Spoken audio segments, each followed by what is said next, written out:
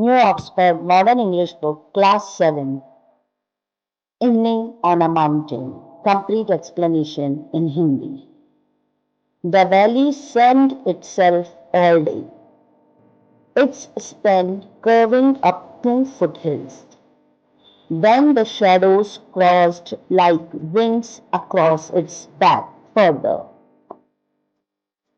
इन तीन ये जो फर्स्ट पैरा है इसका मीनिंग है, यहाँ पे जो बताया है पोएट ने कि एक शाम माउंटेन पे इवनिंग जो है वो कितनी सुंदर और कितनी ब्यूटीफुल लगती है माउंटेन पे, ये एक्सप्लेन किया गया है। वैली यानी दो पहाड़ों के बीच की जो एरिया है, जब दिन बिल्कुल सुनहरा रहेगा, जब आसमान में सूरज पूरी तरीके से चमकता रहेगा, उस टाइम पे भी वैली जो है पूरी अपनी गोल्डन सन की रोशनी में गोल्डन चमकती रहेगी। द वैली सन्ड इटसेल्फ यानी पूरी की पूरी वैली सूरज की रोशनी में नहाते हुए गोल्डन दिखाई देगी, चमकीली दिखाई देगी। It's span curving up to foothills. जैसे जैसे दिन बीतता जाएगा और शाम की तरफ वक्त चलता जाएगा, तो दोनों जो माउंटेन्स हैं उनकी शेडो भी कर्व होके और फुट हिल्स में यानी उस वैली पे आ जाएगी, उस वैली पे पूरी तरीके से छा जाएगी। कहने का मतलब जैसे जैसे शाम होती जाएगी, माउंटेन की जो शेडो है वो भी स्प्रेड होते जाएगी, वो भी फैलते जाएगी दोनों फुट हिल्स के बीच में, दोनों माउंटेन्स के बीच में। जो फुट हिल्स माउंटेन की तलहटी, माउंटेन के नीचे की जो एरिया है वहां पे। Then the shadow cross like wings across its back. और दोनों माउंटेन्स की शेडो इतनी कि वो जैसे तो विंग्स एक दूसरे को क्रॉस करती है, जैसे कि पंख एक दूसरे को क्रॉस करते हैं, इस तरीके से क्रॉस कर लेगी। इतनी बड़ी, इतनी फार्दर, इतनी बड़ी स्ट्रेच हो जाएगी माउंटेन्स की शेडो वैली में।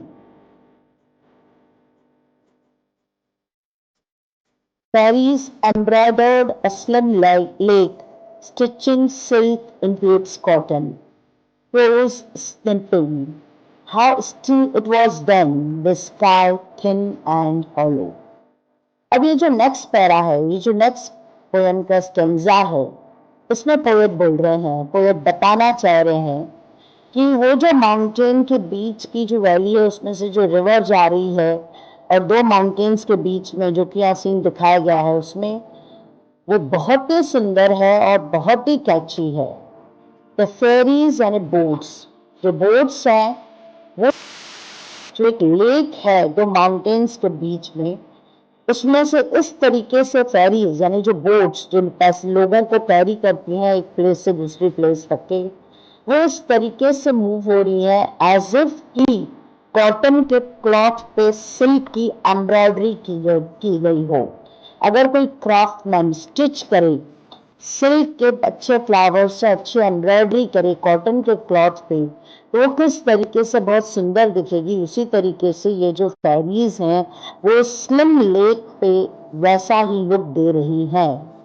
The prose snipping, prose means the front part of the boat and snipping means the short and quick strokes।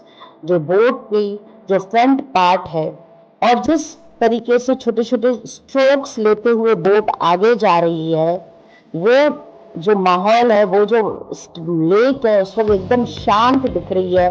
How still मतलब एकदम रुकी हुई, एकदम शांत जो माहौल है वो एकदम ही अच्छा है, एकदम रिलैक्सिंग है और बहुत ही अच्छा लग रहा है।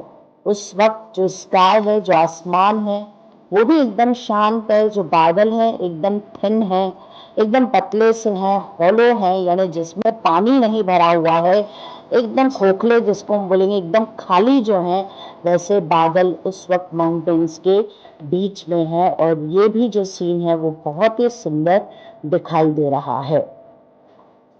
नाउ हम मूव कर रहे हैं थर्ड स्टेंजा पे। Deflecting the words stroned across the valley, the ear straining at each rebound.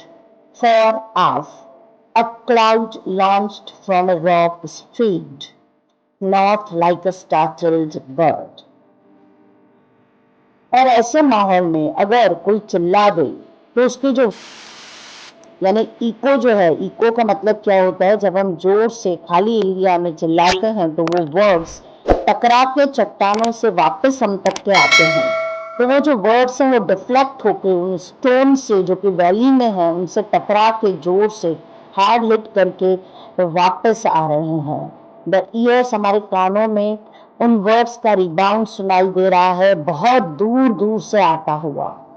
लेकिन अगर उसी मौसम में जो क्लाउड है वो अगर बादलों से भर जाए और जो मौसम है वो बरसात वाला बन जाए और बादल आके जोर जोर से रोर करें, तो a cloud launch from a rock यानी भरे हुए बादल अगर रॉक से टकरा के रोर करें, स्ट्रीक करें यानी जोर से चिल्लाएं, तो वो एक माहौल जो होता है वो एक फ्राइटनिंग हो जाता है, काफी डरावना हो जाता है। उसमें सब लोग अपने घरों की तरफ चल पड़ते हैं। स्टार्टल्ड बर्ड, देखो नॉर्थ से जो बर्ड्स हैं, जो आसमान में पक्षी उड़ रहे हैं, वो भी फ्राइटेंड हुए, डरे हुए कैसे घरों की तरफ जा रहे हैं इस क्लाउड के रोरिंग की वजह से, इन क्लाउड्स के आवाजों की वजह से। ये जो पोएम है ये इवनिंग ऑन अ माउंटेन बताया गया है कि माउंटेन पे अगर मौसम बहुत साफ है, खुशनुमा है, तो माहौल बहुत ही अच्छा रहता है। वेयरएज़ जब कहीं पे बादल भर जाते हैं और पहाड़ों से टकरा के रोर करते हैं तो वही जो माहौल है वो एकदम भयानक और डरावना सा हो जाता है। And it is written by Adil पिसवाला।